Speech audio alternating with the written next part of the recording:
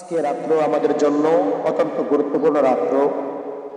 কেননা ইমামুল আম্বিয়া রাসূল পাক সাল্লাল্লাহু তাআলা আলাইহি ওয়াসাল্লাম বলেছেন, লাইলাতুল কদরের রাত্রি যে ব্যক্তি ইবাদত বন্দেগীর মাধ্যমে কাটিয়ে দিবে, আল্লাহ পাক রব্বুল আলামিন তার আমলনামায় 1000 মাসের চাইতেও অধিক মাসের সওয়াব তার আমলনামার মধ্যে দান করে দিবেন। সুবহানাল্লাহ, সুবহানাল্লাহ।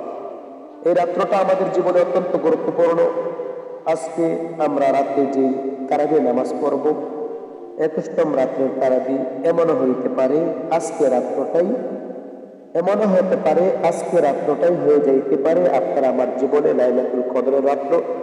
কথাগুলো আমি বলি নাই, আম্মা জান হযরত আয়েশা সিদ্দিকা রাদিয়াল্লাহু তাআলা আনহা থেকে বর্ণিত, তিনি বলেন, রাসূল পাক সাল্লাল্লাহু তাআলা আলাইহি ওয়াসাল্লাম বলেছেন, যখনই রমজান মাসের শেষ 10 দিন তোমাদের কাছে চলে আসবে, এই শেষ 10 দিনের মধ্যে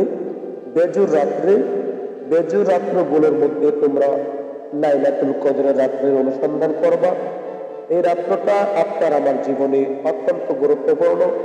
এই রাত্রে যদি আপনার আমার জীবনের ইবাদত বন্দেগী আমার আল্লাহ পাক রব্বুল আলামিন কবুল করেন, তাহলে আপনি আমি 1000 মাস তথা 83 বছর নফল ইবাদত বন্দেগী করলে যে সওয়াব, ওই সওয়াব আল্লাহ পাক রব্বুল আলামিন আপনার আমার আমলনামার মধ্যে দান করে দিবেন। সুবহানাল্লাহ, সুবহানাল্লাহ, সুবহানাল্লাহ।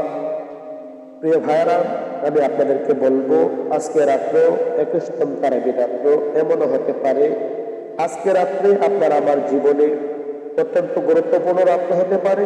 এই জন্য সবার কাছে আমার অনুরোধ থাকবে, আপনারা আজকে রাত্রে লাইলাতুল কদর রাত্র মনে করে ইবাদত বন্দেগীর মধ্যে কাটিয়ে দিবেন।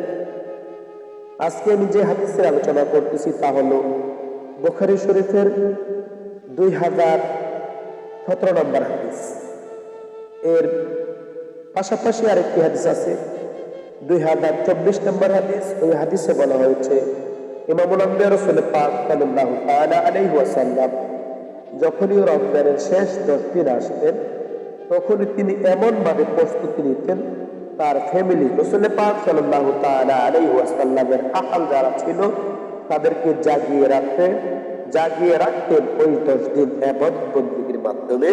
কেননা এই 10টি রাত্রের মধ্যে আমাদেরকে বলা হয়েছে, তোমরা বেজুর রাত্রগুলোর মধ্যে লাইলাতুল কদরের অনুসন্ধান করো। এতে করে বোঝা যায় এই বেজুর রাত্রগুলো আমাদের জীবনে অত্যন্ত গুরুত্ব।